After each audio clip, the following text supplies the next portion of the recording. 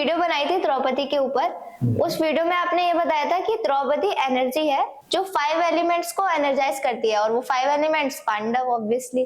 But उस video में comments ये आ रहे हैं कि आप बेतुकी बातें करते हैं, आप बीजेपी भक्त हैं, आप कुछ भी बोल देते हैं। अब वो कमेंट्स पढ़ के मुझे भी कंफ्यूजन हो रही है, मुझे ऐसा लग रहा है कि आपने सच में सही से कॉन्सेप्ट समझाया ही नहीं है। अच्छा ठीक है, आप पूरा समझाओ। Very good. सी क्या हो रहा है कि जो YouTube पॉपुलेशन है वो जनरली जो ये पॉपुलर वीडियोस होते हैं वही देखते रहते हैं। हम जिस कॉन्सेप्ट को बात कर रहे हैं, देखिए ना तो मैं बाबा हूं, ना मैं योगी हूं, ना मैं स्वामी हूं, मगर मैं एक ऐसे कॉन्सेप्ट के बारे में बात कर रहा हूं जो बहुत रेयर है। Yes. As a result of which I find myself in a corner. मुझे ये समझाना पड़ता है, ये सारा का सारा मेरा जो रिसर्च है वो वैदिक रिसर्च है। संस्कृत के शब्दों का जब हम विभाजन करते हैं या हम डाइसेक्ट करते हैं, डाइसेक्ट करते हैं, तब हमें उनके अलग अलग मीनिंग समझ में आने लग जाते हैं। भगवत गीता और महाभारत दोनों एक दूसरे से जुड़े हुए हैं। महाभारत की कहानी है जो कि पावर को डिस्ट्रक्शन हो रहा है, जहां एंट्रोपी डिसऑर्डर बढ़ रहा है, और फिर उसमें आती है आखिर में गीता। और गीता में क्या है? गीता में उस सब को कंसोलिडेट किया। गीता में योग है, जोड़ है, यही था ना? Yes sir. Very good. तो हम लोगों ने जो चैप्टर 1 वर्स नंबर 1 2 3 4 5 6 ये हमने करी है। अगर आप देखना चाहते हैं तो उसका लिंक जो है हमने ऊपर दिया हुआ है, आप उन वीडियोस को देखिए। तो समझाया क्या गया था कि द्रौपदी जो है वो एनर्जी है और वो मूव करती है। इसे तुमने तो जब मेरे से कहा, हाँ बोलो बोलो। वो मूव करती है, तो वो मूव करती है तभी एनर्जी आती है। हाँ चलो, वही मैं समझाने की भी कोशिश कर रहा हूं कि क्या है। हमने भगवत गीता में राधा तो चैप्टर 1 2 3 4 में क्या बताया? 2 पार्ट्स ऑफ लाइफ बताया। एग्जिस्टेंस के 2 पार्ट थे। पहला पार्ट जो था धर्म क्षेत्र, life and consciousness, and second part was material existence. Material existence is continuously changing, हर बार बदल रहा है, और वो जो बदल रहा है वो किसके थ्रू हम जानते हैं? 5 सेंसेस ऑफ परसेप्शन के थ्रू जानते हैं। और जो इंटरनल फील्ड है वो लाइफ एंड कॉन्शियसनेस का है। Consciousness which means which doesn't change, which doesn't change का मतलब वो एसेंस है। अब सबसे पहले हमें थोड़ा सा दिखाना पड़ेगा ना, हमने चैप्टर 2 में द्रुपद की बातें करी थी। द्रुपद कौन है?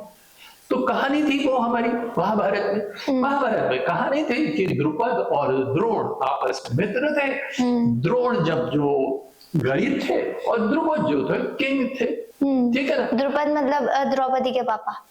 अभी हम द्रौपदी के पापा ना कहें, हम आते हैं अच्छा। उसी पे ही आते हैं। तो हाँ, द्रुपद जो है उन्होंने प्रॉमिस किया था द्रोण को कि जब मैं राजा बन जाऊंगा तो आधा राज्य में तुम्हें दे दूंगा, तुम मेरे मित्र हो। क्योंकि गरीब द्रोण जो है जब राजा द्रुपद के पास पहुंचे तो द्रुपद ने कहा कि नहीं, ये कोई बराबरी नहीं हो सकती, इसलिए मैं जो बचपन की बातें हो जाइए भूल, मैं आपको आधा राज्य नहीं दूंगा, और उन्हें भगा दिया। उससे आहत होकर उन्होंने द्रुपद को कैसे हराया? जब पांडवों के वो गुरु बने, तो गुरु बनने के बाद उन्होंने उन्हें सारी शिक्षा दी, और शिक्षा जब दी तो उन्होंने कहा एज ए दक्षिणा, जिसे कहते हैं गुरु दक्षिणा, वो देने का तुम द्रुपद को जो है बंदी बना के मेरे पास लाओ, उसका राज्य जीतो। पांडवों ने वो राज्य जीत लिया और उसको लेके आए। ये कहानी है। कहानी में क्या है? लेकिन भगवत गीता में जब हम आए तो क्या देखते हैं कि द्रोण ध्रुव शब्द से निकला हुआ है, घुला हुआ है। द्रोण जो है वो हमारी क्या चीज है? हैबिट माइंड है। हमारे माइंड में गुड बैड अगली सब कुछ है। हाँ। यदि तुम बैड हो, तुम्हारी प्रवृत्ति बताई थी, मतलब बाहर की जितनी भी तुम्हारी वृत्तियां हैं, थॉट्स हैं, वो द्रोण की वजह से हैं। और जो इंटरनल थॉट्स है वो भी है, लेकिन जो ये मन है या हमारा शरीर है, वो किसे फॉलो करेगा? जिसका राज्य होगा। तो वो राज्य जो है जब नेगेटिव टेंडेंसीज का बन गया, तो द्रोण जो है वो उन्हें फॉलो कर रहे थे। अब देखो तुम्हारे एक और क्वेश्चन का भी जवाब जो कभी पूछा ही नहीं, ये द्रोण जो है वो कौरवों का साथ क्यों दे रहे? अब आप लोगों को ये तो बात समझ में आ रही ना, गौरव, सभी के दिमाग में क्वेश्चन होगा, भाई गुरु है वो द्रोण उनका साथ इसलिए साथ दे रहे थे कि ये जो है एक हमारी मेंटल हैबिट्स है, गुड बैड अगली, जैसा मैंने बताया। Now Drona currently represents negative tendencies outside the world. आगे कहानी में द्रुपद में क्या हुआ? द्रुपद को जीतने के बाद द्रोण ने क्या कहा? मैं तुम्हारी तरह नहीं हूं, लो मैं तुम्हें अपना आधा राज्य दे देता हूं। राज्य तो मेरा हो, मैं जीत गया, आधा राज्य मैं दे देता हूं, और उन्हें south part of your kingdom दे दिया। साउथ पार्ट ऑफ किंगडम क्या है? अब आ जाएं हम अपने फिगर्स पे। तो आपकी स्क्रीन पे आ रहा है ये सिंपैथेटिक पैरासिम्पैथेटिक नर्वस सिस्टम, और ये सिंपैथेटिक पैरासिम्पैथेटिक नर्वस सिस्टम में सारे हमारे ग्लैंड्स दिखाए क्या करते हैं, जो बॉडी का फंक्शन करते हैं। अब हम इसका स्पिरिचुअल फिगर देखें, तो दूसरा जो स्पिरिचुअल फिगर दिखा रहे हैं उसके अंदर क्या हो रहा है? चक्र हैं अलग अलग, मूलधर चक्र, स्वादिष्ठान चक्र, मणिपुर चक्र, अनाहत चक्र, विशुद्धि चक्र, और सबसे ऊपर क्या है? सहस्त्रार चक्र। वहां कौन है? कृष्ण। वहां कृष्ण बैठे। ये सारे जितने नीचे के चक्र हैं वो बिलोंग करते हैं एक्सटर्नल फील्ड को, मटेरियल फील्ड को। अब यार इससे पहले कि हम आगे चले, बोले द्रुपद कौन है? द्रुपद का संधि विच्छेद करके बोला, ध्रुव जो तेज चलता है, पद मीन्स पद, वो क्या रिप्रेजेंट करता है? Deep dispassion for the material world. उससे कृष्ण चाहिए, उससे ट्रुथ चाहिए, उससे इटर्नल जॉय चाहिए। तो वो कहां अभी बैठा हुआ है? अभी तो वो लोएस्ट चक्र पे है ना? तुम देखते हो कि दो हमारी चैनल्स हैं, एक ईदा नाड़ी, दूसरी पिंगल नाड़ी, और वो जो गोल गोल करके जब ऊपर एनर्जी चलती है सुषुम्ना नाड़ी के साथ, तो वो जगह जगह आपस में जुड़ जाती है, जुड़ती मतलब इंटरैक्ट करती है।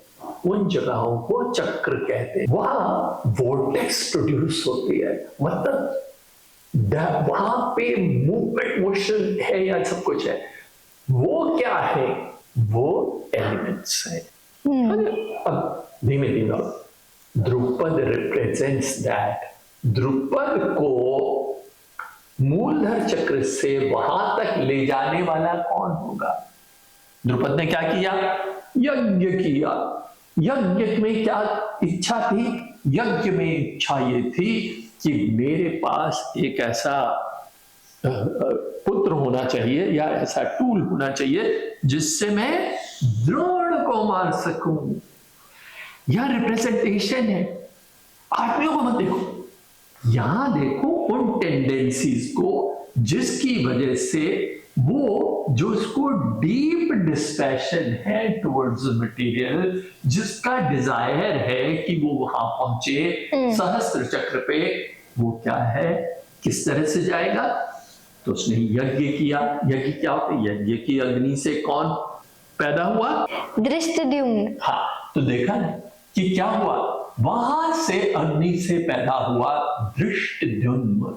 तो धृष्टद्युम्न जो है वो है divine awakening. Now he is the one who is going to take him, move from various various chakras, various levels of existence. वो क्या वेरियस लेवल्स ऑफ एग्जिस्टेंस है, दोबारा फिगर देख लीजिए। उसमें है, सबसे पहले है पृथ्वी, फिर जल, फिर अग्नि, फिर वायु, उसके बाद आकाश। इन 5 एलिमेंट्स से तो ह्यूमन बॉडी भी बनी है। यस, और वो हमने ह्यूमन बॉडी में ही दिखाए हुए हैं। इन ह्यूमन बॉडीज में ये बने हुए, लेकिन धृष्टद्युम्न के अलावा भी कोई वहां से पैदा हुआ। वो कौन? वो थी द्रौपदी, धृष्टद्युम्न की बहन। धृष्टद्युम्न की बहन है द्रौपदी। अब द्रौपदी जो है वो एनर्जी है, यही तो आपने बोला था भाई, द्रौपदी एनर्जी। ये सारा जो है हमारा, जो हमने चक्रों के ऊपर सारा बताया हुआ था, वो द्रौपदी एनर्जाइज करती है। पृथ्वी, जल, अग्नि, आकाश, जितना सारा हमने बताया। और देखिए कुछ इससे फिरना का ये बीजेपी बात नहीं, ये बिल्कुल करेक्ट है। एनर्जी क्या है? आप एक साइंटिस्ट से जब पूछेंगे कि एनर्जी क्या है, तो वो बता नहीं पाएगा, उसको जवाब नहीं है। लेकिन वो ये बता देगा फोटोन क्या। बोलेगा photon is the first manifestation of energy. कहां से आया? बोले वैक्यूम से निकलता है, और या क्वांटम फील्ड से निकलता है। कैसे क्वांटम फील्ड? जहां पे जीरो मास है, तो हर पार्टिकल जब इंटरैक्ट करता है तो क्या करता है? फोटोन के थ्रू इंटरैक्ट करता है। फोटोन क्या है? Photon is quantized light. Photon is quantized light. तो फोटोन जो क्वांटाइज्ड लाइट है वो मूव करती है। मतलब द्रौपदी। अब द्रौपदी कैसे? तो बोले द्रौपदी क्यों बोला जी? बोले लाइट भी पदों में मूव करती है। ध्रुव तेज, पद स्टेप्स, चलना स्टेप्स। हाँ, तो बोले लाइट कैसे मूव करती है?